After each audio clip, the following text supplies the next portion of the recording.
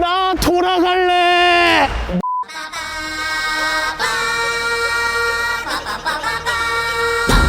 자, 현장을 나왔습니다. 제 오른쪽으로 보시면은 약간 조금 이색적인 느낌이 들어요. 경매 정보지로 봤을 때는 분명히 노후된 주택들이 보였는데 보니까 신축 빌라들이 들어와 있습니다. 신축 빌라가 있고 뒤쪽 편으로는 노후된 주택들이 보이기는 해요. 그리고 철로가 있고 철로의 제 왼쪽 편으로는 저쪽에 담장이 보이실까요? 6차선 대로를 건너서 미군 부대가 있었습니다. 저 미군 부대는 철수를 완료했어요. 그래서 이 가능동 주민들의 수건 사업이었죠. 미군 부대가 이전된 지 오래됐으니 저쪽을 빨리 개발해달라라고 요청이 있어서 저기에 대한 관리권이 이제 우리나라로 넘어왔습니다. 미군 부대 소관이 아니라 우리나라로 관리권이 넘어와서 이제 저쪽을 어떻게 활용을 하면 좋을지 지자체에서 나라에서 고민이 많은 걸로 알고 있습니다. 대학교가 유치된다는 얘기도 있고요. 박물관이 들어온다는 얘기도 있고 아니면 도시 기반 시설 이런 걸 만든다는 이야기도 있는데 아직까지 확정이 안 된 걸로 알고 있습니다. 자, 그리고 제가 있는 철로, 이 철로는 교외선이죠. 교외선이어서 의정부에서 고양시 벽제까지 이동을 하던 선로였어요. 과거에는 사용을 하다가 현재 열차 운행이 안 한 지는 한 5년 정도가 됐는데요. 이 선로를 다시 복원해서 다시 열차를 개통시키겠다는 이야기도 있습니다. 지금 지역 방송에서는 이 철로가 다시 사용되는 거를 기정사실화하고 있는데요. 어떻게 될진 잘 모르겠습니다. 그것도 지켜봐야 될 것 같고요. 다시 이용하게 되면은 왼쪽 편으로 보이는 미군 부대 왼쪽이 경민대학교인데 경민대학교 앞쪽으로 신설역을 만들어서 이쪽 지역 발전을 일으킨다는 이야기도 있습니다. 뭐 다 개발 계획이니까요. 개발 호재는 플러스 알파로만 생각하자. 개발 호재를 보고 투자하지는 말자라고 이야기를 드렸습니다. 오늘 여기 나온 이유 바로 경매 목적물이죠. 저희 경매 목적물은 저쪽 뒤쪽에 큰 나무가 보이시나요? 이쪽으로 가서 큰 나무, 저 집이 경매가 나온 겁니다. 그런데 제가 여기서 왜 촬영을 하고 있느냐, 바로 이 부분을 보여드리려고 그런 거예요. 철도가 있기 때문에 저기까지가 철도 보호구역입니다. 여기 신축 빌라가 쓴 데까지가 철도 보호구역. 철도 보호구역 중에서 요만큼 신축 빌라가 들어선 걸로 보니까 건축 허가를 받았다는 이야기죠. 건축 허가를 받고 건물을 세웠다, 이상이 없었다. 그런데 여기는 왜 비워뒀을까요? 공공공지기 때문에 그래요. 공공공지 요만큼은 개발을 할 수가 없는 땅이 되는 겁니다. 이 선에 맞춰서 저희도 쭉 날아간다고 보시면 됩니다. 그래서 저희의 대지는 90평대 대지가 나와 있지만 실제 건축물을 올릴 수 있는 대지에는 한계가 있다, 이렇게 해석을 해주시면 되겠습니다. 주택지로 적합한 곳은 맞지만 열차가 다시 운행이 된다 그러면 소음도 있긴 있겠죠. 물론 뭐 지하철처럼 자주 왔다 갔다 하는 게 아니기 때문에 또 이런 주거지에서는 고속으로 달리지 않아서 소음이 그렇게 심하진 않겠지만 그래도 영향을 많이 받을 것 같긴 합니다. 그래서 철도 보호구역에 공공공지를 뒀는데 과연 주택지로 적합한지는 저도 검토를 좀 해봐야 될 것 같고요. 저희의 목적물로 이동을 한번 해보도록 하겠습니다.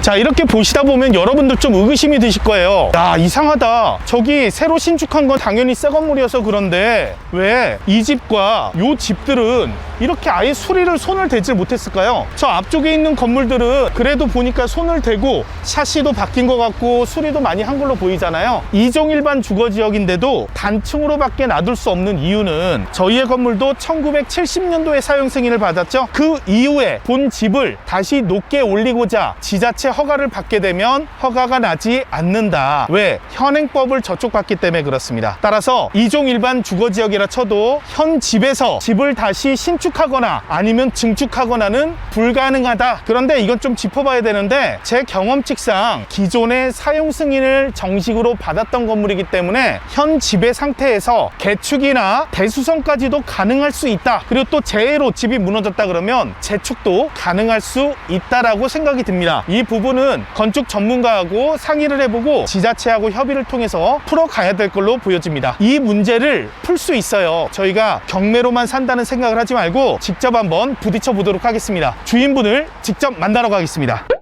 자, 이곳이 바로 저희의 부동산 목적물입니다. 자, 바로 이 통로의 저 안쪽에 있는 목적물이 저희의 부동산 목적물이 되겠고요. 실내에서 봤다시피 제가 가능성을 본 거는 뒤쪽에 있는 입지가 아니라 앞에 있는 건물이 단층 건물이라서 앞에 있는 건물까지 매입을 하면은 아까 보셨죠? 왼쪽에 있는 빌라처럼 신축이 가능한 걸로 생각이 돼요. 자, 그래서 매입 작업을 하면 어떨까라고 생각하고 왔는데 앞쪽을 보니까 이미 집이 비어져 있습니다. 이것도 궁금한데요?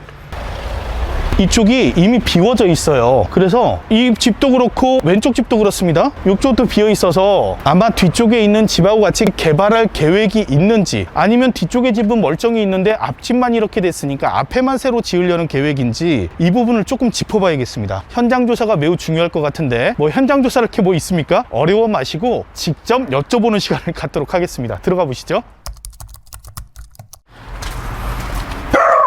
안녕하세요. 계세요?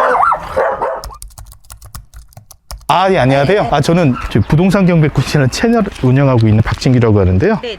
제가 경매 사건을 봤는데 네네. 정리를 충분히 할 수 있을 것 같아서, 제가 좀 해결을 할 수 있을 것 같아서 왔거든요.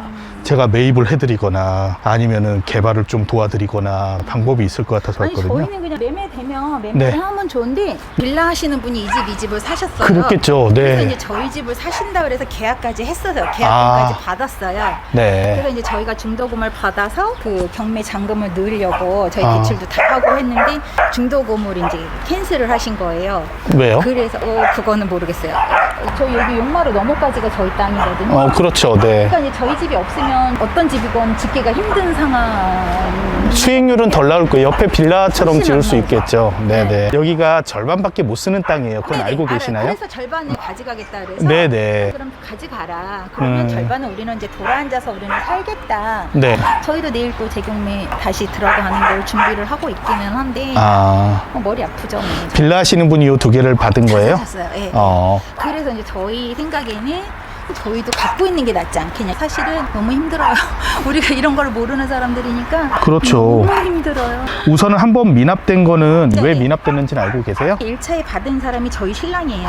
아, 그러셨어요? 네. 그래서 중도금을 주기로 약속을 하고, 아, 그리고 저희 이제 그 경매 잔금 대출 있잖아요. 네네. 그거 경납. 다 알아보고, 그리고 이 등기까지 다 해주고, 해주면 어떠냐, 이제 법무사가 있으니까 해주면 어떠냐, 저희 집 살 사람이 그렇게 해서 그러면은 우리는 그럼 더 좋다, 우리는 모르니까 그럼 사장님이 잘 알아서 해주라. 계약금은 그쪽에서 받으셨고요? 네, 받기는 받았어요. 아, 그럼 그건 몰수하셨고, 계약금은? 아니, 아직 안 줬죠. 못 줬죠. 아, 네네. 지금 법원에 어쨌든 넣었던 미납보증금은 나중에 돌려받으시는 거잖아요. 근데 제가 예, 그렇죠. 그건 이제 피해가 없으신 건데, 이번에도 아마 낙찰이 되거나 그럴 거예요. 그런데 이걸 사모님도 직접 다시 입찰을 하실 생각이세요? 저는 이제 소유자니까 못하고, 저희 신랑도 한번 이제 했으니 미납했으니까 못하고, 그래서 이제 집 없는 사람이 유리하고, 뭐 대출 없는 사람이 유리하고, 뭐 이렇다 그래서 준비를 하고 있기는 해요. 아, 날짜가 내일이라서. 아니, 빌라업자분은 이걸 사면서 먼저 협상을 충분히 안 했어요. 했어야 되는데 안 하더라고요. 없이 그냥 하셨다고요? 네네. 곧 의외네요, 그것도. 너무 아쉬운 게 위에 버려지는 땅들이 좀 많아서 네네네. 공공공지로 있어야 되는 땅들이 많잖아요. 그게 좀 아쉽긴 한데. 네네. 저희도 그래서 잘라서 팔라고 그러더라고요. 그래서 그러면 필요한 땅 잘라서 가져가라. 그래서 우리는 계약서도 쓰고 계약금도 들어오고 그랬으니까 그 잘라서 줄 거를 이 마당에서부터 저 다 준비 다 해놓은 거예요. 언제든 철거해서 가져가도 되고. 그래서 저렇게 하셨구나. 그래서 저렇게 된 거예요. 지금 그쪽에서 생각 못한 게, 건축물이 있으면 건축물에서 이격거리가 있어요. 그걸 고려를 못한 것 같아요. 그래서 제 생각에 집이 남아있으면 굉장히 불편하긴 하거든요. 지금 현재 상태에서 대출은 혹시 알아보셨나요? 대출 다 알아봤죠. 경매 낙찰받고 말고 현 상태에서. 현 상태에서는 신협에서 한 군데 알아본 것 같아요.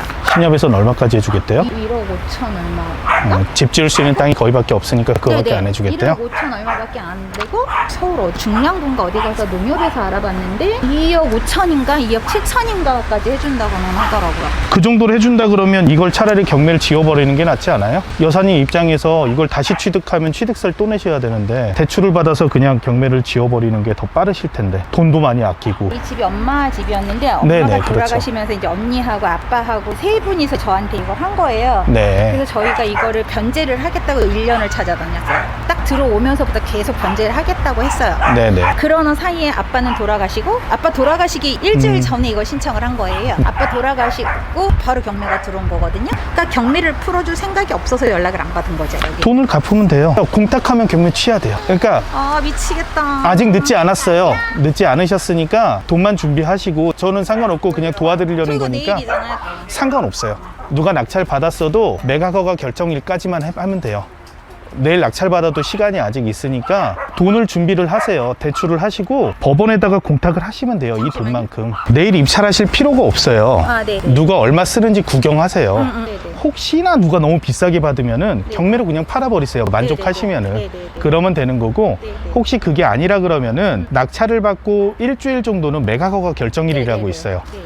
그 안에 매각 허가 결정이 떨어져야 법원에서 이제 진짜 매각한다거든요. 그 안에만 공탁을 하시면 돼요. 법원에다가. 공탁은 현금 공탁을 법원에서 하라 그러면 현금 공탁을 하면 돼요. 하셔가지고 그거를 신청하신 경매 신청인 분들이 찾아가라고만 하면 돼요. 그러면 경매는 취하돼요. 그게 가능하니까 그냥 바로 취한다고 취하되는 건 아니에요. 강제 경매이기 때문에 집행에 대한 이의 신청을 해야 돼요. 그러니까 그걸 진행하시고 생각이 있으시면 저한테 전화 주시면은 제가 그냥 도와드릴 테니까 저한테 전화를 해주세요. 그리고 이렇게 하셔서 소유권을 지키셔야 지금 이익이 가장 크실 것 같아요. 소유권을 안 뺏기셔야 이분들하고 협상을 할 수 있죠. 제 얘기가 맞으니까 그대로 하시면 돼요. 그러니까 지금 어떻게 보면은 저도 여기 관심이 있어서 혹시나 해결을 못 하시는 거면 제가 살 의향도 있었고, 네. 아니면 어떻게 다른 방법으로 원하시는 게 있으면 해결할 의향도 있었는데, 여기까지 진행하시면 다 하신 거예요. 다 하신 거고, 소유권을 안 뺏기시고 이거를 연기시켜야 이쪽에서 좋은 안이 나올 거 아니에요. 그렇게 해서 이익을 챙겨 가시는 게 가장 좋을 것 같아요. 그리고 절반만 하시는 것도 저는 좀 반대하는 게, 공공공지에서는 아예 신축이나 증축이나 네, 되지가 알아요. 않아요. 알아요. 그쵸? 알고 있어요. 예, 예. 개축밖에 안 되니까 네. 저렇게밖에 못 지내시잖아요. 네, 네. 그러니까 지금 상황에서 팔아야 가치를 좀 인정받을 것 같아요. 그리고 혹시 필요하고 궁금한 거 있으면 전화 주세요. 감사합니다. 그럼 네. 손 한번. 아, 네네. 네. 네, 잘 마무리 하시고요. 네, 네. 네, 감사합니다. 감사합니다, 사장님. 네네. 자, 본 사건은 경기도 의정부시 가능동이고요. 주택입니다. 주택인데 토지가 91평, 건물이 23평이에요. 건물에 대해서 조금 더 들어가 볼까요? 건물은 13평이 정식 건물이 되겠고요. 나머지는 달아맸다고 해야 되나요? 그냥 증축, 불법으로 만든 거라고 생각하시면 됩니다. 제시외 건물이 10평 정도가 있습니다. 즉, 정식 건물은 13평밖에 안 돼요. 여기까지 얘기하면 여러분들 어떻게 생각하시면 될까요? 우리는 분명히 주택을 사려고 하는 거죠? 주택을 사려고 하는 건데 주택이 13평이고 토지가 91평이에요. 우리가 지금 뭘 사려고 하는 거죠? 주택이 아니라는 거예요. 다시 한번 돌아가 볼까요? 건물이 70년도에 사용 승인 받은 노후된 건물이기 때문에, 그것도 13평밖에 되지 않기 때문에 이런 물건은 여러분들이 주택으로 보시면 안 되고 토지로 접근을 하셔야 된다는 거예요. 토지의 가치를 들여다볼 줄 알아야 되는 물건이 이런 물건이 되겠습니다. 이 물건이 4억 6,200 감정가일 때 1회차에 3명이나 입찰해서 120%의 낙찰이 됐었어요. 자, 그런데 미납을 했습니다. 미납을 하니까 사람들이 이제 걱정이 되겠죠. 1등이 왜 돈을 안 냈지? 3명이나 입찰했고 미납을 했다? 뭔가 사유가 있는 게 아닐까? 하고 겁을 많이 먹었을 거예요. 겁을 먹었기 때문에 그 다음 회차에는 한 명밖에 입찰하지 않았고 전 회차 낙찰가보다 10%가 줄어든 110%의 낙찰이 된 사건입니다. 결과가 나왔는데 제가 왜 이야기를 하느냐? 본 물건에서도 여러분들이 많이 배울 수 있기 때문이에요. 자, 그럼 어떤 점을 이 물건에서 배워야 되는지 저하고 같이 들여다보도록 하겠습니다. 최초에 제가 이야기할 때 뭐라고 이야기했죠? 본 물건은 주택으로 접근하지 말고 토지로 접근하셔라 라고 이야기했어요. 그럼 우리 토지의 가치를 어디에서 찾아야 되는 거죠? 토지의 용도에서 찾아야 되는 거예요. 기본적으로 뭘 할 수 있는 땅인지부터 들여다봐야 돼요. 그럼 본 물건을 접근할 때 어디에 위치해 있는지 보고 그 다음에는 토지 이용 계획이 무엇인지, 본 토지의 용도가 무엇인지 들여다봐야 된다는 거예요. 자, 어디에 있는지부터 한번 들여다볼까요? 자, 지도로 들어와 보니까 저희 토지 위치가 이곳에 있습니다. 의정부역과 가능역의 서측에 있고요. 저희 토지의 좌측으로는 경민대학교, 이쪽에 빈 공터가 보일 텐데요. 스카이뷰로 한번 보여드릴까요? 자, 이쪽에 수풀로 이렇게 우거진 곳이 보일 거예요. 수풀로 우거져 보이지만 사실 이거는 여기까지는 등고선이 막 그려져 있는데 이쪽엔 등고선도 없어요. 이거는 지도 포털에서 군사 보안 시설이기 때문에 감추고 있는 겁니다. 자, 국가 중요 보안 시설에 대해서는 이런 식으로 지도에 표시하지 않는데요. 로드뷰에서도 보이지가 않아요. 이곳은 바로 과거에 미군 부대가 있던 곳이었어요. 현재는 미군 부대가 철수를 한 상태고요. 우리나라로 관리가 이관된 상태입니다. 그리고 좌측으로 보니까 6차선 대로변이 있고 철로가 보입니다. 철로가 보이는 땅에 위치를 해 있고요. 저희는 전체적으로 본다면 의정부시 가능동에 위치해 있다라고 아시면 되겠습니다. 의정부시 가능동에 지도를 보아하니까 주변에 아파트는 잘 보이지가 않고 지붕이 작게 있는 걸로 보니까 단독주택, 다세대 주택이 밀집한 지역에 위치해 있다, 이렇게 생각을 하시면 되겠습니다. 자, 이번엔 토지 이용 계획을 한번 보도록 할까요? 토지 이용 계획에 들어와 보니까 저희의 토지의 용도는 2종 일반 주거 지역입니다. 즉 1종 일반 주거 지역보다는 용적률이 더 높죠. 건폐율은 60%에 용적률은 250% 내외로 지을 수 있는 곳이에요. 자, 이건 지자체마다 용적률 적용은 다르기 때문에 그건 일일이 확인을 해 보셔야 됩니다. 자, 우선은 건폐율 60%에 용적률 250%까지 할 수 있다. 자, 이 얘기 무슨 얘기죠? 100평짜리 땅이면 60평까지 지을 수 있어요. 용적률 250%, 100평짜리 땅이면 250평까지 건물을 지을 수 있는 거예요. 자, 그런데 바닥은 60평밖에 지을 수가 없기 때문에 250%까지 올리려면 1층이 60%, 2층이 60%, 3층이 60%, 4층이 60%까지 하면 6, 4, 24, 4층까지 60%로 다 지을 수가 있는 거죠. 그리고도 10%가 남네요. 그러면 4층을 짓고 10%를 위에 더 올릴 수 있는 건축물을 만들 수 있는 게 2종 일반 주거지역이다, 이렇게 생각하시면 돼요. 이렇게 토지의 가치가 높은데 우리 땅은 단층 건물밖에 없었잖아요. 그쵸? 그러니까 토지의 용도를 다 활용하지 못하고 있는 땅이죠. 그러니 투자 가치가 있을 수 있겠죠. 2종 일반 주거지역을 보면 좋은 땅이네, 그런데 아직 효율적으로 사용을 못하고 있구나. 아, 그러니까 우리는 이 토지를 사서 개발하면 투자 가치가 있겠구나 라고 생각하셔도 되는 거예요. 조금 더 보도록 할까요? 보니까 옆에 공공공지라고 또 되어 있습니다. 현장에서도 공공공지를 보여드렸는데 공공공지에 대해서 조금 더 들여다보도록 할까요? 자, 토지이용계획의 지도를 확대해 보도록 하겠습니다. 지도를 확대해서 보니까 저희의 토지가 이곳에 위치해 있는데요. 자, 저희의 토지에 뭐가 이렇게 막 가로지르네요. 빨간 선이 가로지르고 있고 철도라고 써 있는 것도 있고 뭐가 조금 머리 아파 보이네요. 이걸 보기 위해서 이 지도에 해당하는 영역들이 이 좌측에 정리되어 있습니다. 이쪽에 철도라고 되어 있는 거 클릭 한번 해볼까요? 철도선이 이렇게 지나가고 있었네요. 저희의 토지가 여기에 있는데 철도가 이렇게 지나가고 있고, 저희의 토지 용도 중에 철도 보호지구라고 있었어요. 즉 철도가 지나가고 있기 때문에 선로의 맨 끝선부터 30m까지는 철도 보호구역으로 이렇게 지정이 됩니다. 그렇죠. 상식적으로 생각해 보세요. 기차가 지나가는데 열차의 주변으로는 위험하겠죠. 그래서 철도의 선로의 외곽 30m는 철도 보호구역으로 만들어서 사고를 미연에 방지하는 거예요. 그래서 철도 보호구역 안에는 행위가 많이 제한되기도 합니다. 이거는 다 확인을 해 보셔야 됩니다. 자, 어디까지 할 수 있고 어디까지 못하고가 물건마다 다르기 때문에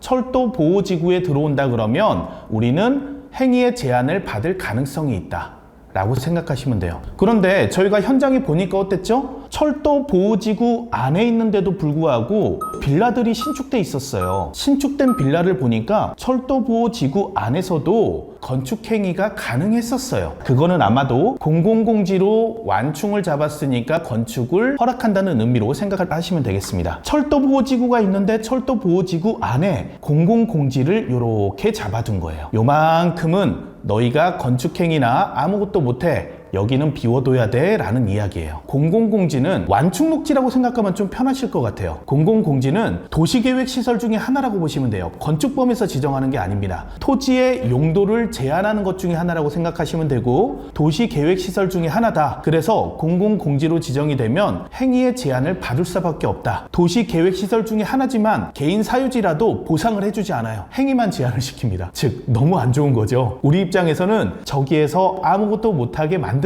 거예요. 그나마 공공공지를 가지고 있으신 분이라면 아마 유일하게 기대할 수 있는 건 차라리 민원을 넣어서 이런 걸 도시계획시설로 잡아주고 나라에서 보상을 해서 수용을 해가라. 아무것도 못하게 할 거면 개인 사유지를 사유권을 너무 제약하는 거 아니냐 라는 식으로 어느 정도 집단 민원을 통해서 해결하는 게 낫지 않나, 저는 그렇게 생각을 합니다. 어쨌든 공공공지가 저희 땅의 절반을 이렇게 가로지르고 있어요. 그러면 2종 일반 주거지역이니까 단층밖에 안 지었어요. 그래서 넓고 높게 다시 지을 수 있다, 좋은 땅이다 라고 생각했더니 공공공지가 껴있기 때문에 절반은 아무것도 못하는 땅이네 라고 생각을 하시면 된다는 거예요. 저희 토지는 반쪽짜리만 쓸 수 있는 땅이에요. 반은 사용을 못하는 땅입니다. 기회가 있는데 위기도 있는 것 같아요. 좀 어려워요. 그런데 주변에서 노후된 주택들이 점점 헐려가고 신축 빌라들이 들어오고 있었죠. 자, 그 신축 빌라들이 들어올 때 어떻게 활용하고 있었나요? 공공공지는 포기하되 나머지 땅에 넓고 높게 지었잖아요. 땅을 최대한 활용했잖아요. 외형상으로 보더라도 저희의 토지뿐만이 아니라 저희의 앞에 있는 건물까지 합쳐지면 그 충분한 가치를 만들어낼 수 있겠다라는 생각을 했던 거예요. 개발 가능성이 보였던 거죠. 그리고 손품을 팔다 보니 이런 것도 하나 발견을 하게 됐습니다. 부동산 실거래 사이트에 들어와서 저희의 목적지를 눌러보니까 뭔가가 보여요. 22년도에 저희의 부동산 목적물 앞쪽에 있는, 즉 올해 실거래 신고가 됐대요. 제가 사서 개발을 할까 했더니 이미 누군가 샀습니다. 산 사람을 보니까 평당에 829만 원, 평당 1030만 원에 매입을 한 거예요. 저희의 토지는 평당 500만 원 꼴이었습니다. 저희 토지 가격의 2배 정도의 가격을 지불하고 앞에 토지를 매입을 했어요. 그리고 현장을 가서 보니까 이미 철거의 분위기가 나고 있었어요. 건물이 다 비어 있었고 뭔가 개발할 것처럼 펜스까지 둘러 쳐놨어요. 이런 데서 기회를 본다는 거죠. 여기에 우리의 기회를 찾을 수 있지 않을까라는 거예요. 손품을 팔다 보면 이런 노후대 주택에서는 저희의 노후도만 보는 게 아니라 주변의 개발 계획은 없을까도 들여다보는 것도 중요하다고 생각을 합니다. 부동산 실거래 사이트에서 우측에 있는 탐색을 한번 눌러보도록 할게요. 탐색을 눌러보면은 여러 가지 자료를 제공하고 있는데 건물의 노후도를 확인할 수 있어요. 노후도를 한번 클릭해 볼까요? 자, 노후도를 클릭해 보니까 색깔로 막 나옵니다. 옅은 분홍색도 있고 짙은 빨간색에 가까운 쪽도 있고 파란색도 있어요. 이건 무엇을 의미하느냐? 자, 이쪽에 표가 있습니다. 파란색은 5년 미만의 신축 건물이에요. 이런 건 신축 건물이 되겠죠? 파랄수록 신축 건물, 그리고 붉을수록 30년 넘은 노후주택이라는 거예요. 자, 보니까 저희의 동네는 대부분 주변이 다 붉은색이에요. 20년에서 30년은 좋게 돼 보이는 노후도를 보이고 있습니다. 자, 근데 어디서부터 바뀌어가고 있죠? 이 중심부터 파랗게 바뀌어가고 있어요. 이걸 중심이라고 봐도 무방하겠죠? 저희의 부동산 목적물은 여기에 위치하고 있습니다. 즉, 파란 쪽이 점점점 늘려나가고 있는, 시작되고 있는 곳이라고 보면 돼요. 그래서 빌라를 건축하거나 시행하시는 분들께서 이 주변으로 먼저 부동산을 매입하고 치고 들어오겠죠. 그래서 저희의 부동산 목적물도 빌라를 건축하실 분이 앞쪽에 있는 대지를 미리 확보하신 거예요. 그러면 이 부동산 목적물의 최대 효율을 내기 위해서는 저희의 부동산이 꼭 필요하게 되겠죠. 이래서 저희가 가능성을 볼 수 있지 않을까라고 판단을 했던 겁니다. 여기까지만 봐도 훌륭하게 물건을 분석한 거지만 부동산 등기로 한번 돌아와 보겠습니다. 등기부 등본을 보고 이 부동산이 소유자가 어떻게 취득을 했고 어떻게 지금까지 행해왔으며 주변의 채권자의 관계는 어떠해서 그래서 경매가 이렇게 나왔구나 라는 거를 안다면 우리가 조금 더 풀어갈 수 있는 여지가 많이 생긴다. 출구 전략에서 차별화를 가져올 수 있다 라고 이야기하고 있습니다. 자, 이 부동산도 한번 간단히 들여다보도록 할까요? 우선 간단히 요약된 부동산 등기부를 보니까 21년도에 상속을 받으셨어요. 소유자가 상속을 받았습니다. 즉 누군가가 돌아가셔서 그 부분을 물려받은 건데요. 단독 소유를 하고 있었는데 강제 경매로 진행이 되고 있죠. 권리자가 이성화외 이명으로 되어 있습니다. 이거 어떤 권한을 가지고 신청했을까라고 봤더니 경매정보지에서 친절하게 본 사건과 관련된 사건의 정보를 주고 있네요. 관련 사건, 기여분 결정 및 상속재산 분할 심판 청구에 의해서 됐습니다. 즉 1심이 이루어졌고 1심이 끝나고 2심 서울고등법원까지 이루어진 걸로 보여요. 1심의 사건의 내용 보기를 보니까 사건명 자체가 기여분 결정 및 상속재산 분할 심판 청구라고 되어 있어요. 여러분들이 법적으로 잘 모르더라도 한글이잖아요. 그냥 대략 생각을 해보자고요. 뭔가 기여를 했으니까 거기에 대해서 인정을 해달라고 결정을 해달라는 이야기고 또 상속재산에 대해서 나눠달라고 재판을 건 겁니다. 상속재산이 있는데 이거 나눠 가져야지 라고 하는 이야기예요. 그리고 아래쪽으로 내리면 피고가 나오죠. 여기서는 상대방이라는 표현을 썼는데요. 상대방을 보니까 현재 소유자의 이름으로 추정이 됩니다. 즉 상속을 받은 소유자를 상대로 해서 나머지 청구권자들이 청구를 한 거예요. 어떤 관계인지는 잘 모르겠으나 청구가 들어왔고 종국 결과를 볼까요? 청구한 사람들, 청구인을 상대로 해서 종국 결과가 일부 인용으로 나왔습니다. 얼마를 청구했는지 모르겠는데 인용을 했어요. 즉 기여분과 상속재산에 대해서 나눠줘야 돼 라고 한 것 같아요. 그리고 이 사건은 바로 확정이 된 건 아니고요. 아래쪽에 보시면 관련 사건 내용으로 대법원까지 갔네요. 고등법원에 항고도 했고 대법원까지 소송을 진행 중이던 사건이었고요. 우선 여러분들은 사건을 좀 복잡하잖아요. 그리고 이거는 일반 사건이라면 사건 번호를 알기 때문에 판결문을 발급받아 볼 수 있지만 가사 사건이나 아니면 미성년자 관련된 사건 이런 사건들에선 법원에서 판결문을 제공해주고 있지 않아요. 자, 그래서 저희가 자세한 사건을 들여다볼 수는 없지만 뭔지는 몰라도 주변의 형제 자매일 가능성이 가장 높겠죠. 자, 그럼 조금 더 들여다보게 등기부 등본에 한번 들어와 볼게요. 73년도에 소유자분께서 매매로 가지고 계셨는데요. 21년 6월 1일에 소유권 이전이 됐는데, 자, 그 원인은 17년 4월 달에 심판 분할에 의한 상속이 되었습니다. 17년 4월 15일에 진행되던 게 6월 1일에 등기가 된 거죠. 자, 그래서 소유자분께서 상속으로 해서 취득을 하셨어요. 상속으로 취득을 했는데 이쪽에 보면 강제 경매 개시 결정이 떨어집니다. 그리고 채권자의 이름을 보니까 채권자가 이성땡 씨, 이은땡 씨, 이은땡 씨가 되겠어요. 우리 소유자분의 성함이 어떻게 됐죠? 이은땡 씨였죠. 즉 다시 이야기해서 같은 돌림자를 쓰니까 자매일 확률이 높겠죠. 그래서 자매분께서 상속에 대해서 나도 기여가 되어 있으니까 여기에 대해서 인정을 해줘야 된다라고 했고, 법원에서는 물건을 나눠 갖는 게 아니라 돈으로 나눠 가져 라고 이야기한 것 같아요. 자, 그리고 본 사건에 좀 특이한 게 있습니다. 을구가 아무것도 없어요. 73년도부터 지금까지 한 번도 본 부동산을 담보로 대출을 하거나 본 부동산을 담보물로 제공한 적이 없습니다. 이 등기만 보더라도 이분들의 성향이 보이죠? 굉장히 강직하시고 현금만 쓰시고 사시는 그런 삶을 사신 걸로 보여요. 그러면 스토리까지 봤으니까 본 물건에 대해서 정리를 한번 해보겠습니다. 자, 감정가에서 경매가 시작돼서 세 분이나 입찰해서 5억 5천만 원, 감정가의 120% 정도의 낙찰이 됐었는데 미납이 됐어요. 미납이 되니까 사람들이 무서워합니다. 이거 왜 미납이 됐지? 그리고 그 다음엔 한 명밖에 입찰을 안 했어요. 그 전에 입찰하셨던 나머지 두 분은 왜 입찰을 안 하셨을까요? 그렇죠. 뭔가가 미납이 되니까 겁이 난 거예요. 영상 보시는 분들도 그러시잖아요. 미납 사건 보면은 왜 미납이 됐는지 파고드는 게 아니라 겁을 내시잖아요. 맞는 얘기예요. 우리가 못 본 어떤 권리가 있을 수도 있어요. 그렇기 때문에 조심해야 되는 건 사실입니다. 자, 그런데 저하고 같이 물건을 보다 보니까 어떤 느낌이 드셨나요? 우리가 위험하다고 생각한 두 가지, 토지의 용도에 대해서 공공공지가 있어서 절반밖에 못 쓰니까 우리는 주택으로 나왔지만 토지로 보고 있고, 토지의 가치를 절반밖에 못 쓰니까 우리 땅 별로네, 건축법상의 도로도 없으니까 건축을 못하네 했는데 보니까 앞에 토지도 22년도에 거래가 됐고 개발하려는 의지가 충분히 있는 걸로 보이니까 우리 토지도 협상의 대상으로 쓸 수 있어서 투자 가치가 있는 땅으로 확인이 됐죠. 공공공지로 50%를 뺏기더라도 나머지 50%만으로 우리 토지의 가치를 만들 수 있는 가능성이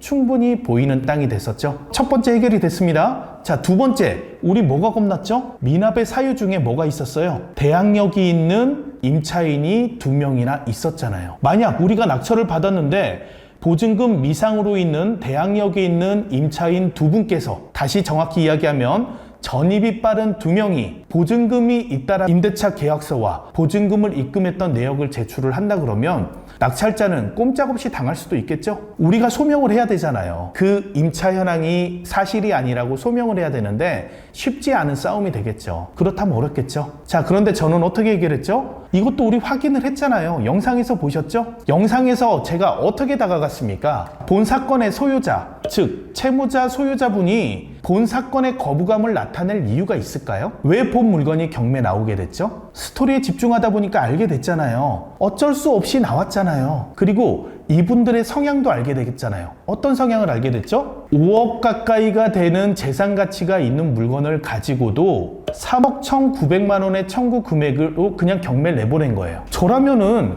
부동산 담보로 대출을 해서 갚아버리고 경매를 취하시키거나 아니면 별도의 매매 절차를 거쳐서 할 것 같은데 이분들의 생각은 조금 달랐습니다. 대출이라는 거를 너무 싫어하시는 거예요. 그리고 누군가가 살 사람이 있다면 넘길 의향은 있지만 주변의 관계에서 가능하면 누구에게 폐를 끼치고 싶지 않은 마음은 있던 거예요. 이런 마음들의 성향이 있던 분들이기 때문에 이분들은 충분히 저희하고 대화와 협의를 할 수 있는 대상이 될 수 있다는 거죠. 우리가 좋은 제안이 있다 그러면 경매가 시작되기 전에 이분들하고 협의를 할 수도 있겠죠? 그건 출구 전략이 될 수 있겠죠. 또 대화 중에 제가 뭘 여쭤봤죠? 자연스럽게 여쭤본 거. 그렇죠.